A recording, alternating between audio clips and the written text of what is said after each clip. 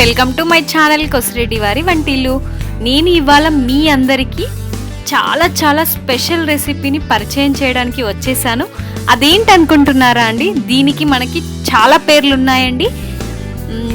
బోడ కాకరకాయ, బొంత కాకరకాయ, అడవి కాకరకాయ, స్పైనీ గార్డ్ అని కూడా అంటారు. సో నేను ఇవాళ మీకు బోడ కాకరకాయ రెసిపీని ఈజీగా అండ్ టేస్టీగా ఎలా తయారు చేసుకోవాలో చూపిస్తాను. ఇది సీజనల్లోనే, ఈ సీజన్లో మాత్రమే దొరుకుతుందండి. సీజనల్ ఫుడ్ అనొచ్చు దీన్ని. ఇది హెల్త్కి కూడా చాలా మంచిదండి. జనరల్గా విలేజెస్లో అయితే ఇది అడవిలోనే పెరుగుతుంది. సో అందుకని చెప్పేసి దీన్ని అడవి కాకరకాయ అంటారు. రుచి మాత్రం అద్భుతంగా ఉంటుందండి. సో బోడ కాకరకాయ ఈజీగా అండ్ టేస్టీగా ఎలా తయారు చేసుకోవాలో నా వీడియోలో చూపిస్తాను. నా వీడియోని చివరి వరకు చూసి మీరు కూడా ట్రై చేయండి. ఇక ఆలస్యం చేయకుండా బోడ కాకరకాయను ఎలా తయారు చేసుకోవాలో చూసేద్దామా? ఇది ఒక మెడిసినల్ ఫుడ్ కూడా అనొచ్చండి. ఈ కాకరకాయలను మెడిసిన్స్లో కూడా యూజ్ చేస్తారు. నిజంగా చాలా స్పెషల్ రెసిపీ అండి. ఇంకా ఆలస్యం చేయకుండా స్టార్ట్ చేద్దామా? ముందుగా ఇలా ఫ్రెష్ బోడ కాకరకాయలను తీసుకొని మంచినీటితో కడిగి నైఫ్తో వేస్టేజ్ మొత్తం కట్ చేసుకొని ఇలా ఒక 4 ముక్కలుగా కట్ చేసుకోవాలండి. ఎందుకంటే కాకరకాయలు చిన్నగానే ఉంటాయి కాబట్టి వీటిని 4 ముక్కలుగా కట్ చేసుకుంటే సరిపోతుంది. ఉడికిన తర్వాత చాలా దగ్గరికి అయిపోతాయి కాబట్టి ఇలా చిన్న ముక్కలుగా 4 ముక్కలుగా కట్ చేసుకుంటున్నాను. నేనైతే ఫ్రై చేసుకుంటున్నాను. కర్రీ చేసుకోవాలనుకుంటే 2 ముక్కలు కూడా వేసుకొని కర్రీ చేసుకుంటారు. సో కర్రీ చేసుకోవాలి అంటే జనరల్గా చింతపండు అలా యూజ్ చేస్తారు, బట్ నేను ఫ్రై చేసుకుంటున్నాను. సో ఇలా చిన్న ముక్కలుగా కట్ చేసుకోవాలండి. జనరల్గా చాలామందికి ఇలా కాకరకాయలు వీటిని కూడా తింటారు అని తెలియదు, కానీ చాలా మంచి ఫుడ్ అండి. ఇది హెల్త్కి కూడా చాలా మంచి ఫుడ్. ఇలా మనం మొత్తం ముక్కలుగా కట్ చేసుకొని పక్కన పెట్టేసుకొని ఆ తర్వాత స్టవ్ వెలిగించి ప్యాన్ పెట్టుకొని, ప్యాన్ బాగా వేడి అయిన తర్వాత ఇందులో ఇప్పుడు మనం ఫ్రైకి సరిపడా నూనె పోసుకోవాలి. సో నూనె బాగా వేడి అయిన తర్వాత నూనెను బాగా వేడి చేసుకోవాలండి ముందే. ఎందుకంటే మనకి టేస్ట్ రావాలంటే ముందు ఆయిల్ బాగా వేడి చేసుకోవాలి. సో నూనె బాగా వేడి అయిన తర్వాత ఇందులో ఆవాలు, జీలకర్ర, ఎండు మిరపకాయలు, పచ్చిమిరపకాయ ముక్కలు, కరివేపాకు రెబ్బలు, వెల్లుల్లి రెబ్బలు వేసి స్పూన్తో ఇలా కలుపుకొని బాగా తాలింపును వేయించుకోవాలి. ఇలా తాలింపు మొత్తం బాగా వేయించుకోవాలి ఒక 2-3 నిమిషాల పాటు.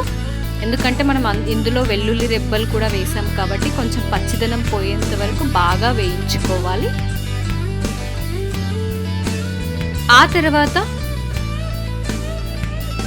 తరిగిన ఉల్లిపాయ ముక్కలను వేసి ఒకసారి ఇలా బాగా కలుపుకొని పచ్చిదనం పోయేంత వరకు వేయించుకోవాలి.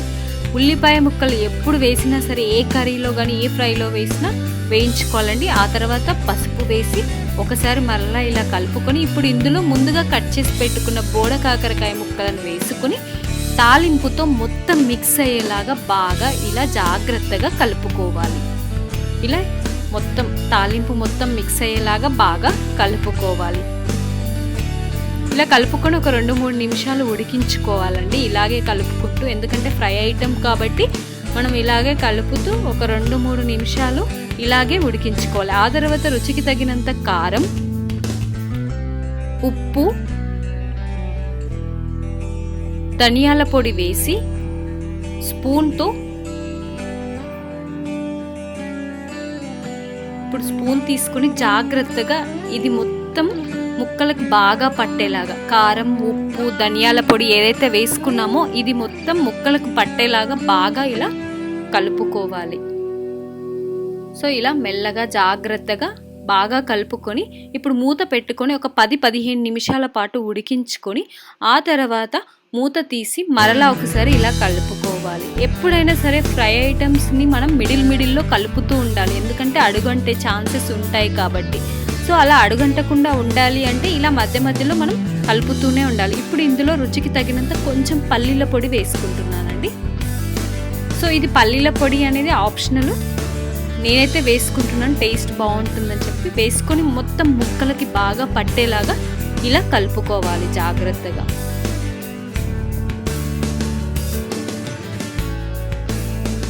ఇప్పుడు ఇందులో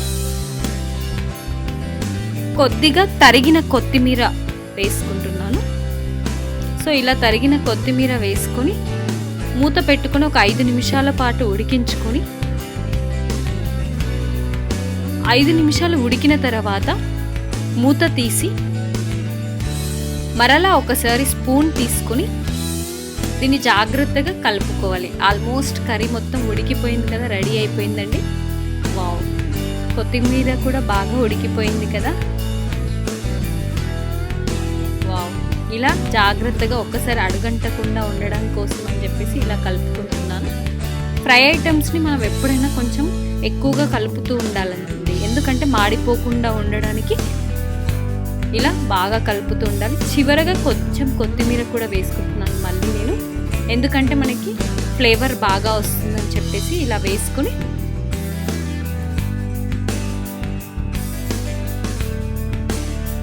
అంతే. ఇప్పుడు దీన్ని నేను సర్వింగ్ బౌల్లోకి సర్వ్ చేసుకుంటున్నాను. అంతే, బోడ కాకరకాయ ఫ్రై రెడీ అయిపోయింది. చూసారు కదా ఫ్రెండ్స్, బోడ కాకరకాయ ఫ్రైని ఈజీగా అండ్ టేస్టీగా ఎలా తయారు చేసుకోవాలో. నిజంగా దీన్ని మనం రోటీలోకి కానీ, చపాతీలోకి కానీ, అన్నంలో కానీ దేంట్లో కలుపుకొని తిన్నా కానీ చాలా చాలా బాగుంటుందండి. రుచి మాత్రం అద్భుతంగా ఉంది. ఇది హెల్త్కి కూడా చాలా మంచిది. ఇంకొకటి, ఇది ఓన్లీ ఈ సీజన్లోనే దొరుకుతుంది కాబట్టి ప్రతి ఒక్కరూ సంవత్సరానికి ఒక్కసారైనా సరే కంపల్సరీగా ఇది తినాలండి, ఎందుకంటే ఇది హెల్త్కి కూడా చాలా మంచిది. విలేజెస్లో అయితే కంపల్సరీగా ఇది అడవిలోనే దొరుకుతుంది, వాళ్ళు కంపల్సరీగా తింటారు. సో కంపల్సరీగా మీరు కూడా ఇది ఎక్కడ దొరికినా తెచ్చుకొని ఒక్కసారైనా తినండి, చాలా టేస్ట్ బాగుంటుంది. సో మీరు కూడా చూసారు కదా ఫ్రెండ్స్, నేను చెప్పిన ప్రాసెస్ ఫాలో అయ్యి మీరు కూడా మీ ఇంట్లో వాళ్ళకి ట్రై చేసి పెట్టి టేస్ట్ ఎలా వచ్చిందో నాకు కమెంట్ బాక్స్లో కమెంట్ చేయండి.